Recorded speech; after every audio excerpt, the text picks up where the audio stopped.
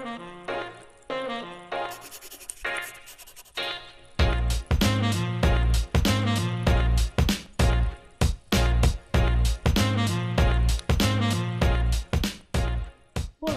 está começando mais um programa Arte de Viver e hoje eu converso com meu querido amigo urologista Dr.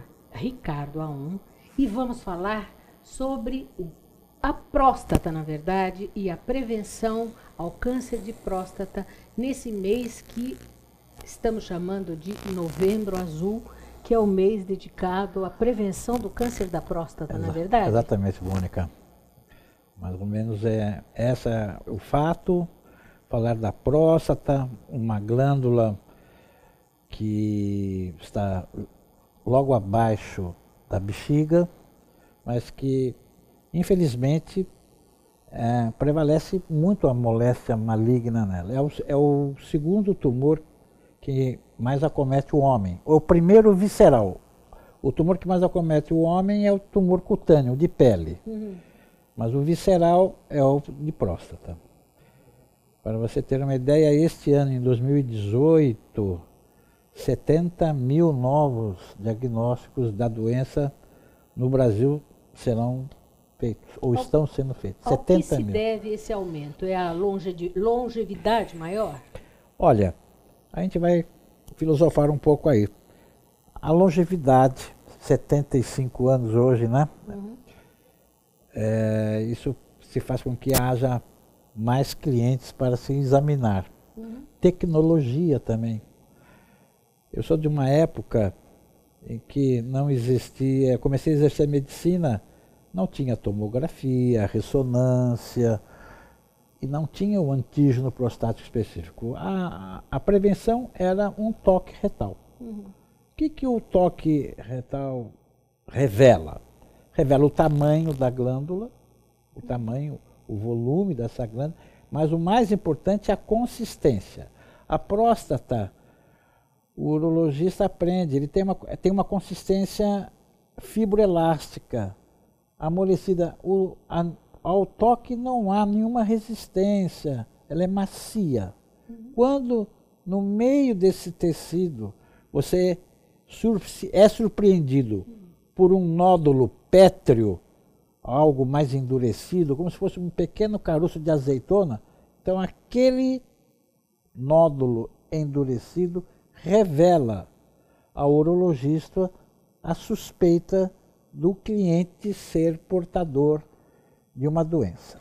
Mas me fala uma coisa, Ricardo, todo problema é sempre maligno? Porque existem tumores que podem ser benignos também. Nós temos 3 moléstias mais comuns na próstata. A prostatite, um processo inflamatório agudo ou crônico, bacteriano ou abacteriano, que acomete com maior frequência os homens jovens.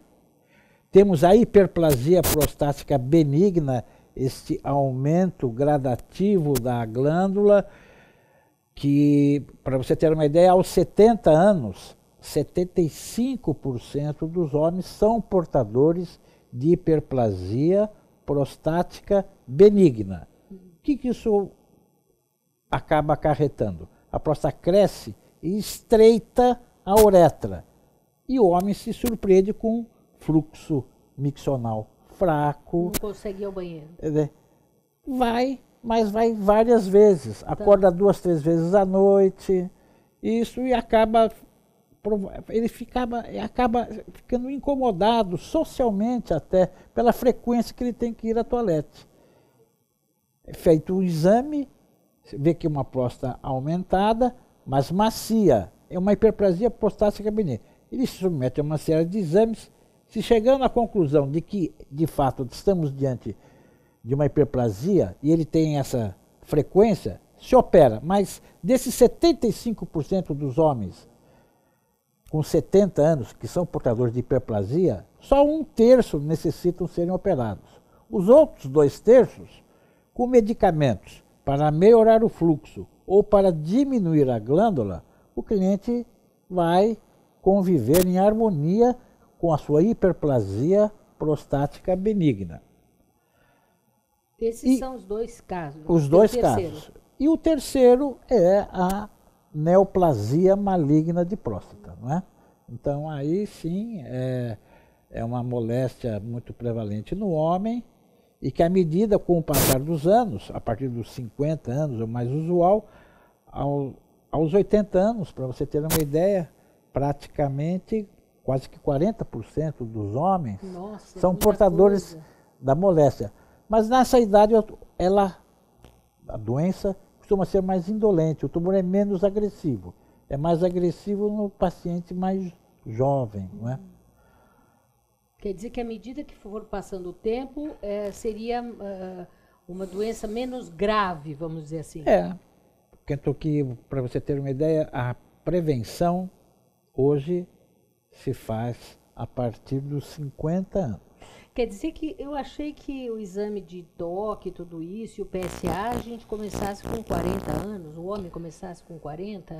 Não, a prevenção se começa a partir dos 50 anos. Se o cliente é afrodescendente ou se ele tem antecedentes hereditários de câncer de próstata, então, nesses dois casos, o cliente começa a fazer a prevenção a partir dos 45 anos, que a doença é hereditária. Então, afrodescendente e pacientes que tenham pai, tio, avô com moléstia, a partir dos 45 anos a prevenção. Os outros a partir dos 50 anos. Já voltamos a falar. Ouça agora o Dr. Rubens Moscatelli, presidente do Sindicato dos Condomínios Prediais do Litoral Paulista.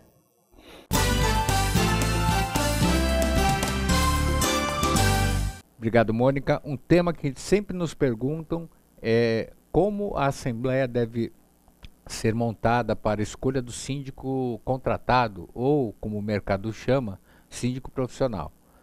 Eu sempre falo o seguinte, olha, quem contrata o síndico profissional é o condomínio através da Assembleia e é representado pela coletividade. Aqueles condôminos que são convocados para decidir esse tema é que estarão assinando o contrato com esse síndico profissional representando o condomínio.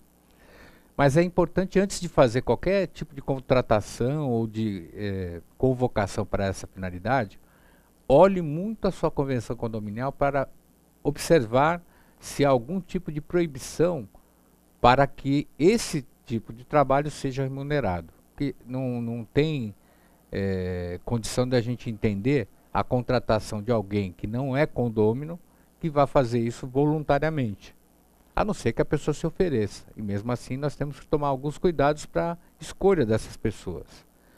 Então, primeira coisa é verificar a convenção. Se falar lá que é gratuita ou que não é remunerada, não pode ser feita antes da modificação da própria convenção. E a modificação da convenção tem critérios determinados na lei.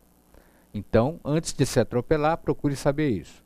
Mas vamos imaginar que a convenção não fale que é gratuito, que está tudo certinho, que pode ser contratado. A escolha vai ser feita mediante votos. Se houver mais de um candidato, é recomendável que as pessoas apresentem suas plataformas, aquilo que elas pretendem fazer e qual vai ser o valor da remuneração. Isso tudo vai fazer parte de um futuro contrato a ser assinado, como eu falei antes, pela coletividade presente na Assembleia, que está ali representando o condomínio, e o contratado, que vai ter que conter o tamanho do tempo do contrato, não pode extrapolar 2 anos, e as condições gerais de trabalho. Manter-se informado, entre em contato conosco, participe do curso de síndico profissional do SICOM. Maiores informações 3326-3083. Até a próxima.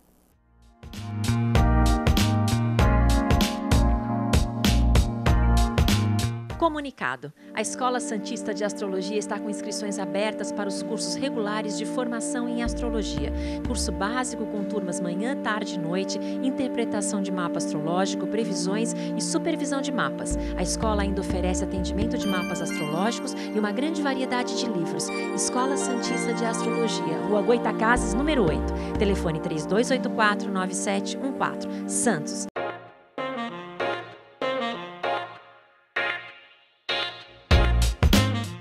Eu converso com o Dr. Ricardo Aum, mas antes confira uma dica com Priscila Vergara, que vai falar, vai dar dicas de viagem.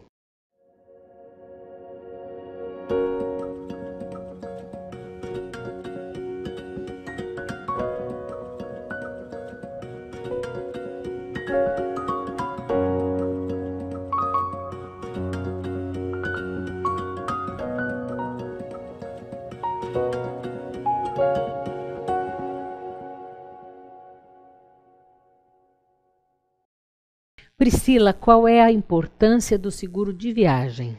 Então, Mônica, é um assunto que é muito bom a gente tratar, porque muitas pessoas reservam aquela viagem dos sonhos, principalmente agora nas férias, está todo mundo reservando viagens para o final do ano, mas esquecem de uma coisa super importante, que é o seguro viagem.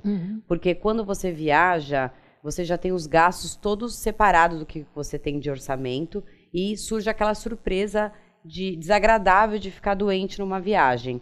E aí você tem que desembolsar do seu bolso aquele valor. Agora, o seguro viagem, ele consegue cobrir despesas hospitalares, médicos, até extravio de bagagem. E antigamente as pessoas tinham uma separação na legislação de seguros, onde existia a assistência de viagem e existia o seguro viagem. A partir de 2016, as seguradoras unificaram isso, então agora só existe o seguro viagem.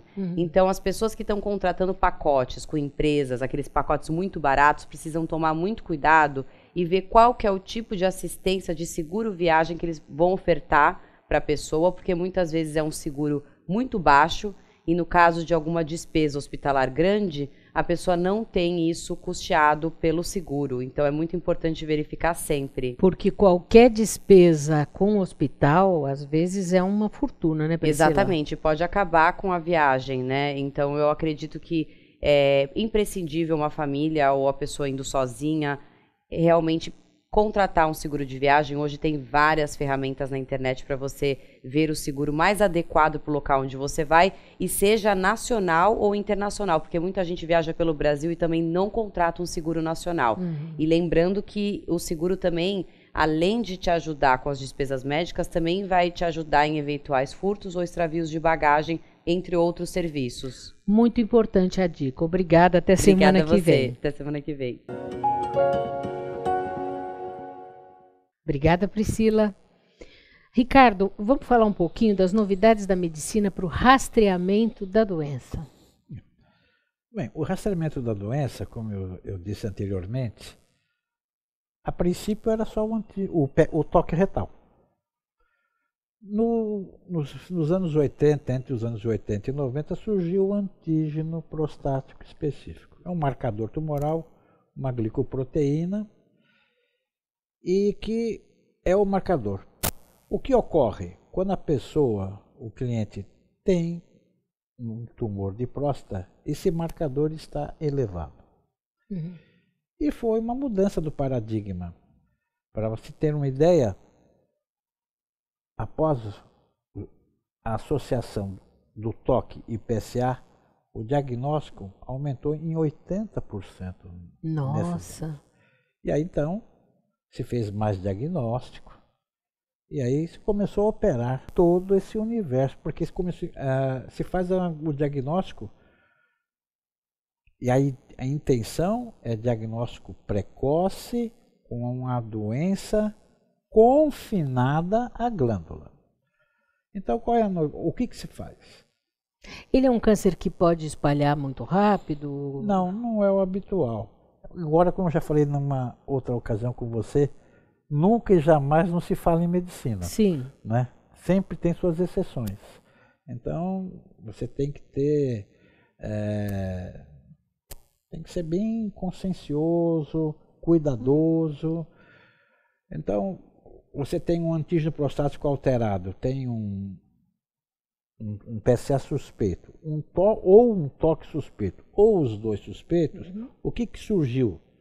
Surgiu o ultrassom via retal e a biópsia de próstata. O ultrassom via retal é um ultrassom que se introduz no ânus, um transdutor, e ele avalia a glândula e verifica se tem nela algum nódulo suspeito. E, através desse aparelho, o cliente sedado, o médico acaba realizando várias biópsias da glândula prostática, com a finalidade de fechar diagnóstico, se de fato ele é portador da doença ou não.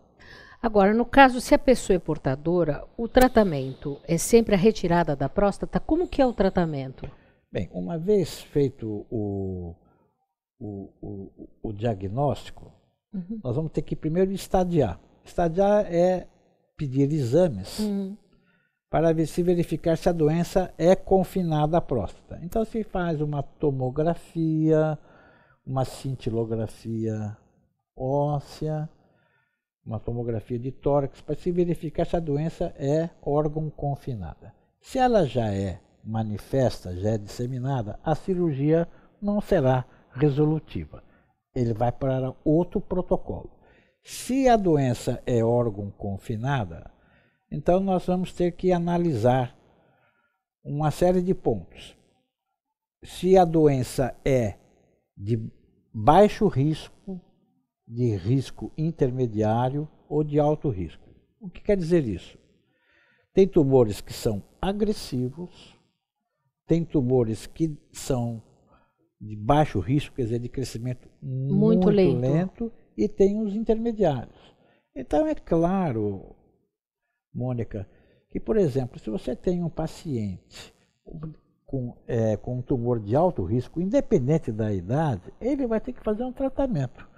Eu vou ter que ter, por exemplo, se eu tenho um paciente de 75 anos, 76 anos, que eu faço um diagnóstico de uma moléstia de próstata, eu posso ter uma conduta não agressiva sob o ponto de vista de cirurgia. Eu posso ter uma alternativa, uma radioterapia. Se eu tenho um paciente com 50 anos, que tem uma expectativa de vida de 20, 25 anos, eu vou ter uma outra conduta. A cirurgia vai se impor, desde que o estadiamento demonstre que o tumor é órgão confinado. Fui claro? Sim. Né? Então, a conduta do cirurgião é uma longa conversa com o cliente. Se ele tem... Porque não é só... Mesmo que ele retire a próstata, no caso, é um tratamento que é a longo prazo, é o que você está falando. Ele permanece... Uma vez retirada a glândula, se optou, ele e o cirurgião optaram pela cirurgia.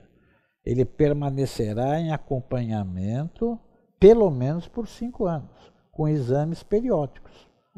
Porque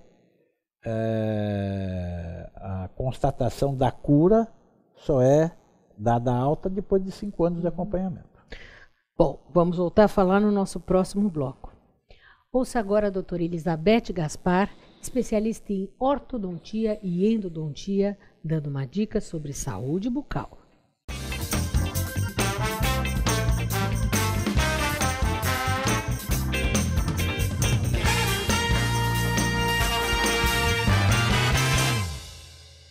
Olá, Mônica, vim esclarecer a dúvida da Giovana Rodrigues, do bairro da Aparecida, quer saber quais os riscos de não tratar doenças periodontais. Como qualquer doença, ela vai se agravar, ou seja, o tártaro vai piorar, a perda óssea dos dentes vai agravar cada vez mais, aquele dente que estava com um pouco de mobilidade vai passar a ter muita mobilidade até perder esse elemento dental. Gradativamente, a pessoa vai perdendo todos os dentes e o paciente vai ficar sem dente nenhum, indo para uma prótese ou para um implante. Então, é importantíssimo o tratamento. Muitos dentes se perdem sem ter cárie nenhuma, apenas pela doença periodontal. Teve os primeiros sinais da doença periodontal? Procure seu dentista. Na dúvida, está com dúvida se tem ou não? Procure seu dentista, tá bom? Quanto antes, o tratamento, como qualquer doença, é melhor, tá certo? Qualquer dúvida, entre em contato comigo. Tem meu endereço de e-mail aqui. No próximo programa eu irei esclarecer essa dúvida. E até semana que vem.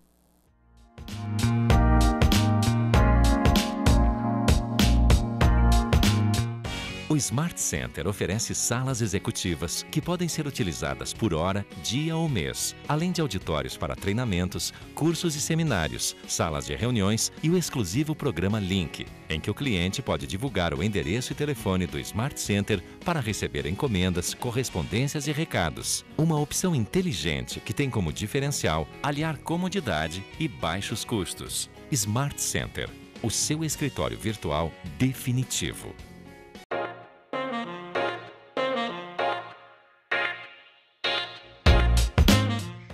Eu converso com o Dr. Ricardo Aum, mas antes confiro uma dica com o designer Eloy Oliveira.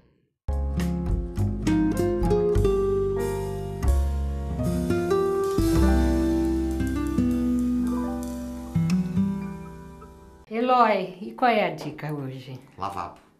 Lavabo é Tá o banheiro lindo. da sala.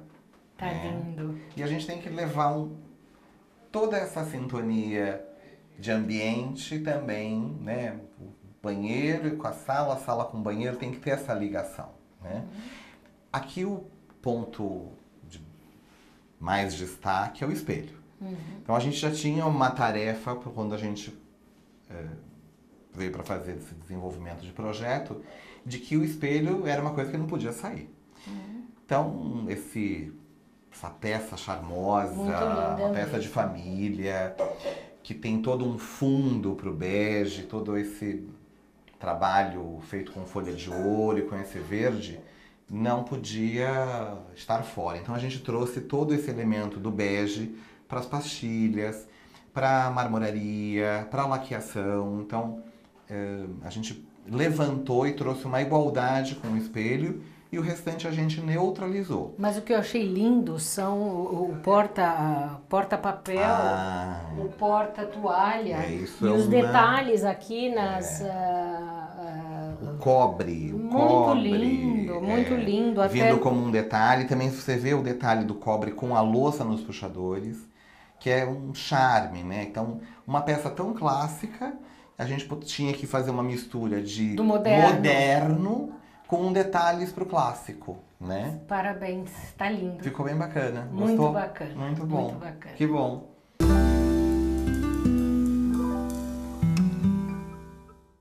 Obrigada, Eloy.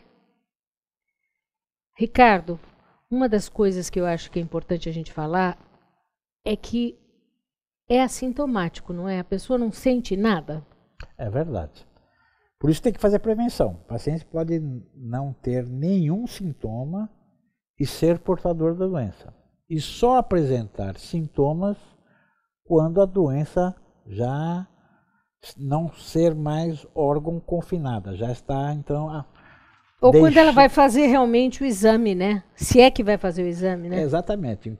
Eu já tive pacientes que não tinham sintoma algum, vieram fazer a prevenção e foram surpreendidos com um diagnóstico, que é o ideal. O ideal é que não se tenha, mas se for feito um diagnóstico, que seja nessa ocasião que o cliente vem sem nenhuma queixa e vai fazer a prevenção. Isso é o fundamental. Ele realizando isto todo ano, certo? Ele não será surpreendido com uma doença avançada. Ele pode vir um ano não ter nada, o segundo ano nada, o terceiro. No quarto ano, obediente, ele volta. Se houver trombada, constatou, será um início de doença com alto percentual de cura. Agora, você falou que às vezes não é necessária cirurgia, né? Existem tratamentos, vamos dizer assim, só com quimioterapia, radioterapia, sem cirurgia? Não. Os tratamentos que nós temos assim, primeiro é vigilância. Se o tumor ele é de baixo grau, ele preenchendo uma série de critérios, há a possibilidade de o cliente só fazer acompanhamento e não fazer nenhum tratamento. Mas ele tem que ter aderência ao médico e acompanhar os retornos de 3 em 3 meses no primeiro ano, de 6 em 6 meses, fazer uma rebiópsia, é um protocolo. Ele seguindo o protocolo, a orientação, a vigilância, a gente fica efetivamente tranquilo. Temos a cirurgia, não é? Eventualmente o cliente não tem condições clínicas, tem outras comorbidades que desaconselham o risco cirúrgico, você tem a radioterapia, procedimento este hoje que evoluiu muito com aparelhos hoje que você hoje dirige o feixe de radiação a um pequeno ponto, dirigindo e acertando aquele local onde está a moléstia, maculando o menos possível os tecidos vizinhos. Então isso você possibilita o quê? Você fazer uma alta dosagem e a dosagem de cura. Então a radioterapia é excelente. Eu sempre discuto com o paciente, eu tenho uma tendência de conversar com clientes. Eu tenho um paciente com 55 anos, 60 anos, com um tumor de risco intermediário, eu opto por a cirurgia, nessa faixa dos 55 aos 65. Mas se ele já está numa faixa de 70, 75 anos, eu ofereço a radioterapia, que é um excelente tratamento. Então, é uma discussão, uma interação médico e paciente, e a gente discute e eu coloco todos os prós e os contras dos tratamentos. Eu acho que são coisas muito importantes. Ricardo, dica final para o nosso telespectador, o que nós estamos num mês importante de prevenção, né? Eu acho que isso é a coisa mais importante, que as pessoas se deem conta, né? Não só os homens, mas mulheres que querem ver seus homens bem também, né? Verdade. O fundamental é visitar seu urologista anualmente, realizar seu exame preventivo e ficar com a consciência tranquila, porque é um ato de amor, inclusive com a família. É um ato de amor com a família, é um bem-querer para a sua esposa, para os seus filhos, para os seus netos, e é uma conduta importante, para a gente não se arrependa no futuro. É porque o câncer, seja a doença na próstata, quer dizer, se você cuidar, ela não vai matar, não é verdade? Não. O tumor de próstata é um tumor de crescimento. Nós temos uma série de recursos hoje. O mais importante é fazer o tratamento precoce, né? É fundamental. Eu vejo outras moléstias que são extremamente incríveis, que perdemos grandes amigos, pâncreas, né? Com certeza. Entre uma moléstia de pâncreas e próstata, o pâncreas é menos frequente, a próstata é muito mais, mas pelo menos a próstata a gente tem muitos recursos e a gente consegue proporcionar aos clientes que eles permaneçam por muitos e muitos anos com os seus. É isso mesmo. Muito obrigada. Obrigado. Até a próxima. Até a próxima. Beijo. E você pode assistir esse e outros programas acessando nosso canal no YouTube. Entre lá, YouTube Arte de Viver Vídeos. E também não deixe de assistir o próximo programa Arte de Viver, em que eu estou entrevistando a Mônica Figo, artista plástica, contando um pouquinho da sua trajetória. O programa está muito legal. Até o próximo Arte de Viver. Tchau, tchau.